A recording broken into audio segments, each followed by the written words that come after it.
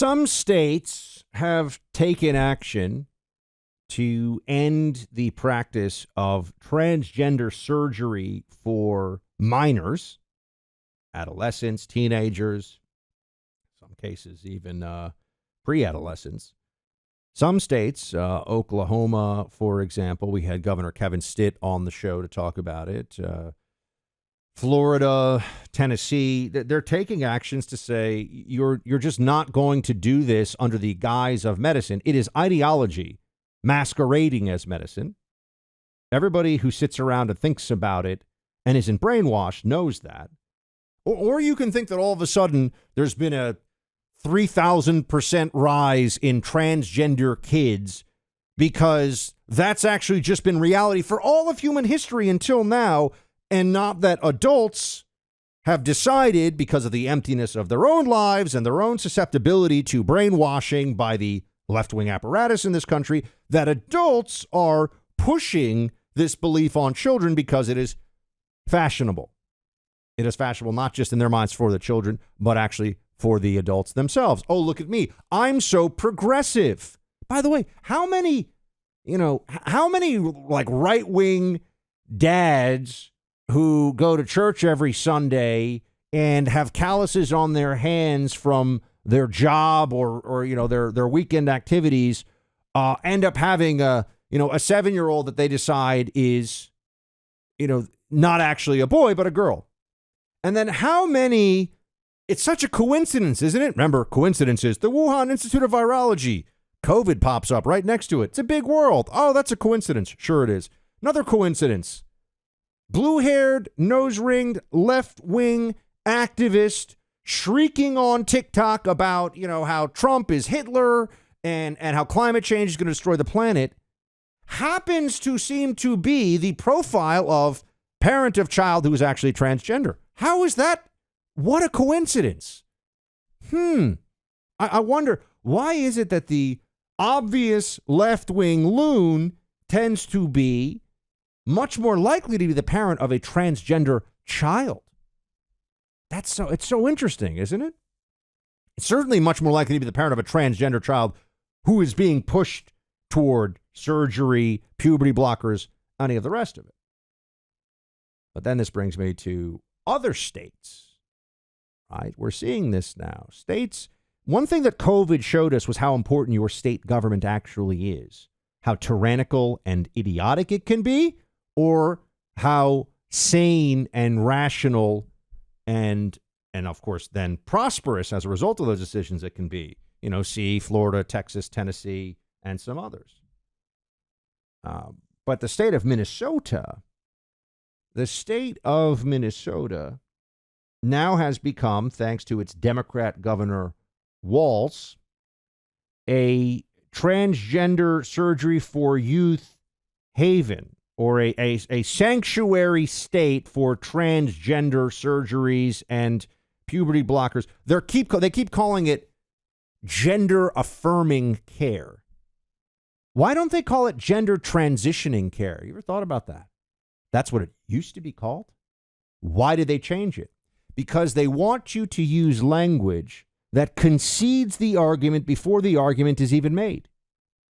They want you to say effectively, you're right before you've even gotten into what they're right about. You're affirming the gender with this care. Wait, no, you're changing a gender.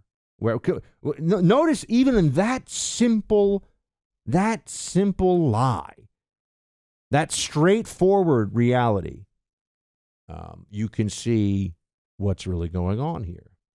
So Walz signed this executive order, and even when I read the way the media talks about this, it's always, but these things are gender affirming care, which is generally puberty blockers and hormone therapy, and it's mostly or partially reversible, and maybe sometimes there's surgery, but let's not talk about that. I mean, we want to make sure that people do that. Little kids, we want to make sure. The Democrats want to be certain in Minnesota that a 14-year-old girl, when she enters puberty, can have a double mastectomy. They want to be certain of that. But they also want to downplay the realities of what happens, of what the long-term implications of this are. And if you want to get into the mindset here, so Minnesota as a state, I used to go camping in Minnesota with my dad over the summers in the Boundary Waters. So those who are Minnesota folks, or maybe some others who've traveled that area, it's beautiful. I always thought people in Minnesota were so nice, and I think that holds up. And I just don't know how it's been turned into such a left-wing, blue Democrat loony bin, but it is. It is. Here you have the lieutenant governor of Minnesota, Peggy Flanagan, who is a Native American, which you'll hear about a lot because that's identity politics, super important. What does she stand for? What are her leadership capabilities? What is she? No.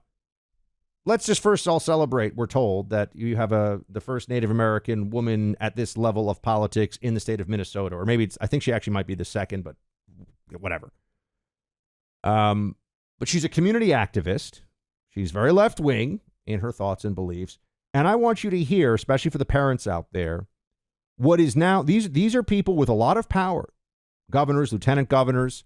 They're signing legislation that is going to, by the way, this is going to be turned against parents who are not crazy at some point. Because what you're going to have is a doctor, just wait, remember that I've said this to you, you will have a case at the national level. It will become a big issue where you have the system, activist, therapist, some doctor who seems like a loon but has an MD who's like, yeah, we need to do gender transitions for the 14-year-olds. And then a parent who steps in and says, I don't want this for my child. And the system says, if you don't allow this, it's child abuse. To not allow the gender mutilation of your child is child abuse. Just give it time. This will happen. If it hasn't, it might have already happened in the state. I just haven't seen it or can't remember it right now. But that will happen. Here is Lieutenant Governor of Minnesota, Flanagan, on some parenting advice that I think all the parents in this audience, oh boy, here you go. Play clip 3. Because let's be clear, this is life-affirming and life-saving healthcare.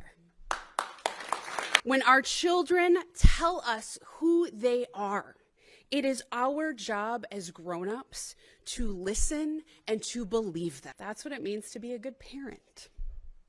Oh, there you go. That's what it means to be a good parent. So, and remember, they talk about trans babies. The left, don't let them try to pretend that they talk about trans babies. Men can get periods, men can get pregnant, there are transgender babies. I mean, they've gone all out with all this stuff now. And now the fight is, should we actually allow these quack doctors, these lunatic medical practitioners to remove the breasts of a healthy teenage girl because she's decided she's a man before she's 18. I'm not even talking about it. Adults are not even a part of this conversation right now, putting that aside entirely. But for children, oh, they say it's reversible. Really? Oh yeah, I'm sure. Puberty blocking drugs. Block your gender transition for a few years with the same drugs in some cases that they actually give to sex offenders to sterilize them. It's a sterilizing drug. Block someone's puberty and then tell them they're just going to turn it back on. Everything will be fine and normal. That's crazy. It's not true. The long-term effects of this, they're lying to you, but the same way they lied about COVID and everything else, they're lying to you about what the data really says. But I thought this was fascinating. So if your 6-year-old comes up to you and says, on one day, I'm a stegosaurus, which I'm sure some of you, the parents out there, would say, yeah, my kids have said some weird stuff when they're 5, 6 years old. I'm a stegosaurus. I identify with triceratops. I feel like I'm a triceratops. You are supposed to say to that, well, I don't know. What would Lieutenant Governor Flanagan want you to say? I assume it would be, no, you're not actually an extinct dinosaur species. That would be really hard. But if the same child at the same age were to say, I want to be called a girl's name and have long hair and dress in princess costumes, and I'm a girl. Oh, it's time to have all their classmates and the school and everybody treat them like a girl, and forget about the fact that so much of this is drawn by kids being 1, confused, 2, impressionable, 3, wanting attention. Minnesota, a state that is now standing up and saying, come to us if you want gender transition surgery for kids. It's a shame what they've done to that state.